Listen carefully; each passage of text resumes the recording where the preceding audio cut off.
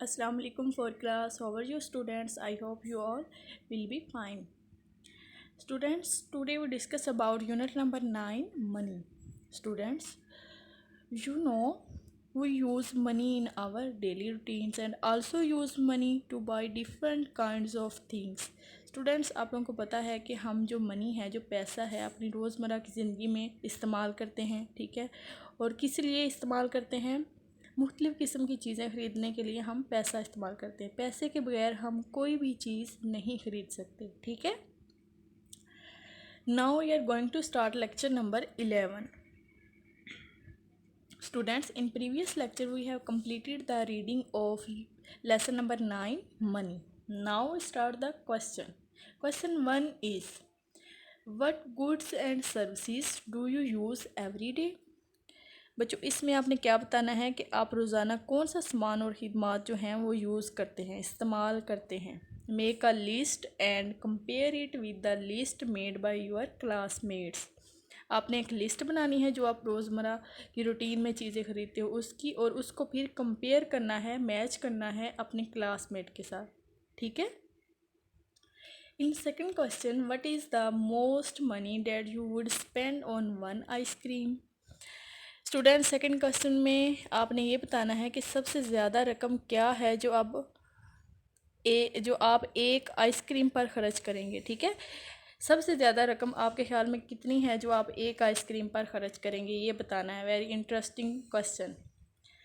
Third question is it better to borrow or save money?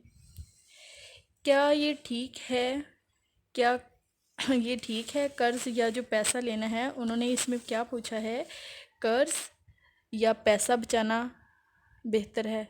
कर्ज़ लेना या पैसा बचाना बेहतर है, इसमें आपने बताना है, ठीक है, फ़र्क बताना है। When might someone need to borrow money? When might someone need to borrow money? जब किसी को कर्ज़ लेने की ज़रूरत होती है, जब किसी को कर्ज़ लेने की ज़रूरत होती है,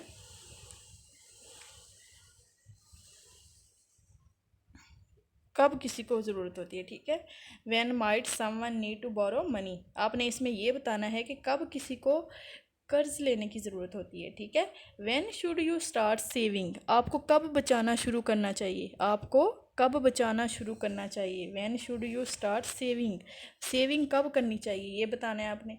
It is better to borrow or save money? इसमें क्या बताना है कि क्या कर्ज या पैसा बचाना बेहतर है, ठीक है, बेटर है। सेकंड में बताना है when might someone need to borrow money. इसमें आपने बताना है कि कब किसी को कर्ज लेने की ज़रूरत होती है। When should you start saving, आप कब पैसा बचाना शुरू करेंगे, ठीक है, आपको कब बचाना शुरू करना चाहिए, सेविंग करनी चाहिए, कब शुरू करनी चाहिए। In fourth question, what is an opportunity cost? Students, in previous lecture we discuss about opportunity cost in details. Students, मैंने आपको एग्जांपल देके समझाया था कि अगर आपके पास एक दो ऑप्शन हो, एक ऑप्शन पे आपको क्या हो, ज़्यादा फ़ायदा हो, एक पे कम हो, लेकिन आप जो हैं किसी रीज़न की वजह से वो ज़्यादा फ़ायदे वाला जो ऑप्शन है वो उसको छोड़ देते हो और कम वाला जो है वो कर लेते, तो आपको लॉस होता है। ये है अपॉर्चुनिटी कॉस्ट, ठीक है। In this question, write what each of these words mean. इस क्वेश्चन में बच्चों आपने ये बताना है, ये कुछ वर्ड्स दिए गए हैं, इनके मीन बताना है, ठीक है, इनका मीन्स बताना है। First word is budget. First word is budget. Budget क्या है स्टूडेंट्स?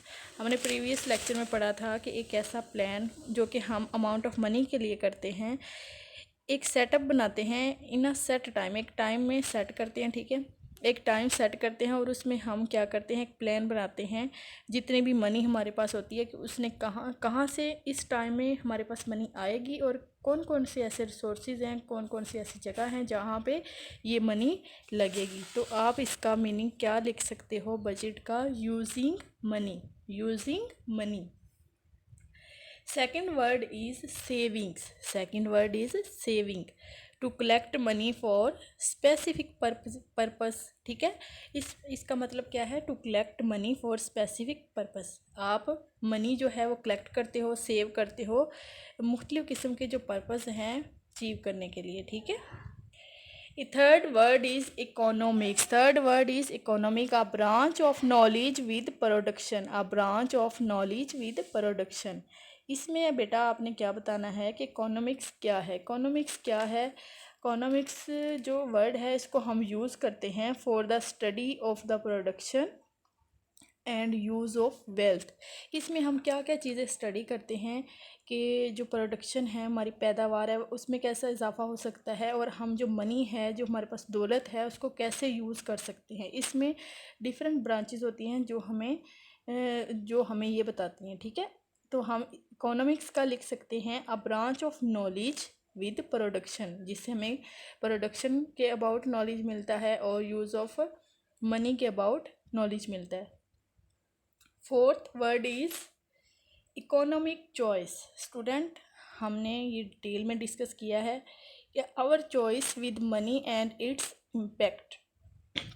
इसका क्या मतलब है, our choice with money and its impact, कि हमारी जो मनी के लिए चॉइस है और उसके असरात हैं वो क्या हैं। ठीक है, मतलब कि हमारे पास लिमिटेड रिसोर्सेज हैं और हमने क्या करना है, अपनी ख्वाहिशात को उन रिसोर्सेज के मुताबिक चलाना है। ठीक है, अपनी ख्वाहिशात को, अपने आप को समझाना है कि हमने लिमिटेड रिसोर्सेज के होते हुए कैसे अपनी ख्वाहिशात को चलाना है, अपने अखराजात को चलाना है। ठीक है, ओके, अल्लाह हाफिज़।